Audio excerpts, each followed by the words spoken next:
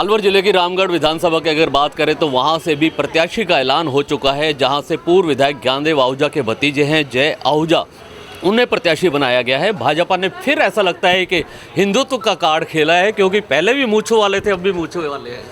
मूछें, तिलक, कलावा ये हमारी संस्कृति का अभिन्न अंग है। हम वंदे मातरम कहने वाले लोग हैं, हम गौ माता को पूजने वाले लोग हैं, हम सनातन धर्म को आगे लेके चलने वाले लोग हैं। अपनी जन्म की पहचान पर और अपने संस्कारों की पहचान पर आपको, मुझे, सभी को गर्व होना चाहिए, ऐसा मुझे लगता है। जी, किस तरीके की स्थिति और समीकरण आप रामगढ़ में देखते हैं? स्थिति और समीकरण ये है कि हमारी और जुबेर खान जी की जब भी आमने सामने टक्कर हुई तो हमने बहुत मजबूत चुनाव लड़ा। सिर्फ पहला चुनाव 93 का ऐसा था जिसमें आहूजा साहब नए थे, बहुत सारी चीज़ें हमें पता नहीं थी। उसके बाद का आप कोई भी चुनाव लेकर के देख लीजिए, मात्र एक चुनाव हम 700 वोटों से उनसे हारे हैं, बाकी 3 चुनाव वो हमसे हारे हैं। और उसका कारण है, लोग ठीक से समझते हैं कि क्या सही है क्या गलत है। और मेवात में असुरक्षा का भाव, जो मेवात की वॉल में फंसे हुए जो निरीह लोग हैं, हमारे दलित समाज के लोग हैं, हमारे ओबीसी समाज के लोग हैं, उनको हमारे साथ आने पे सुरक्षा का भाव महसूस होता है। और हम प्रजावत्सल रहें, ऐसा हम लोग सदैव प्रयास करते हैं। हमारा सभी के साथ सहयोग और सहकार रहे, इसका प्रयास करते हैं। कुछ गंभीर मुद्दे हैं जैसे गौ तस्करी और गौ हत्या। आहूजा साहब उन शुरुआती लोगों में से थे जिन्होंने माननीय भैरव सिंह जी को कन्विंस किया और 1995 में राजस्थान भारत का पहला ऐसा प्रांत बना जहां पे गौ संवर्धन और गौरक्षा एक्ट आया। आज भी वो प्रभावी है। तो ये हमारे लोगों के लिए एक बड़ा महत्वपूर्ण विषय है। लैंड जिहाद के विरुद्ध बात करना, वो भी एक बहुत बड़ा अपराध है, षड्यंत्र है। या लव जिहाद के विरुद्ध बात करना, ये सारी बातें ऐसी हैं जो सुप्रीम कोर्ट तक प्रूव हो चुकी हैं।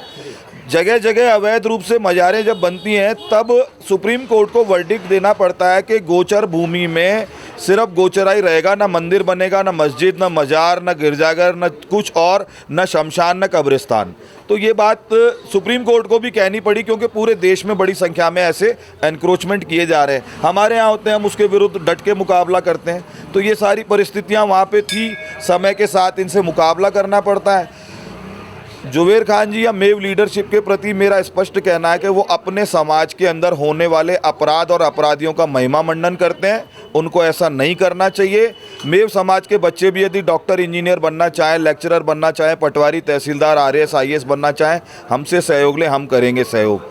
पर अगर कोई अपराध करेगा, पर अगर कोई गौ माता को काटेगा, अगर कोई भी व्यक्ति जमीनों पे अवैध कब्जे करके लैंड जिहाद करेगा और किसी प्रकार के जरायम पेशा काम करेंगे, टटलूबाजी, साइबर क्राइम, तो हाल बहुत बुरा होगा। आपके माध्यम से मैं कहना चाहता हूँ। एक और बात, रामगढ़ में बहुत सारे प्रत्याशी दावेदार थे, लेकिन बाजी मार गए जय आहूजा।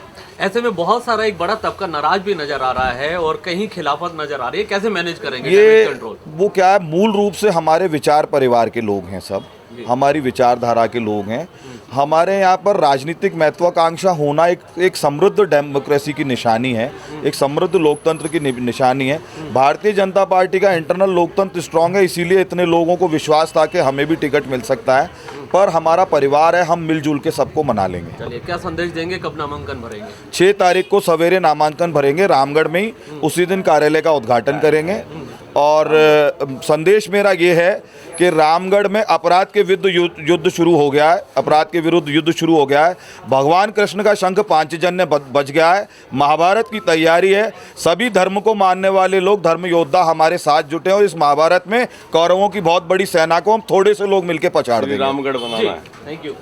ये थे जय आहूजा, आप देख रहे थे जिस अपनी उसी आक्रामक अंदाज में फिर एक बार रामगढ़ में वो चुनाव मैदान में उतरे हैं। अब देखना होगा आने वाले चुनाव में आखिर किस तरीके का माहौल बनता है, यह देखने की बात होगी। कैमरामैन राजकुमार के साथ जुगल गांधी, अलवर।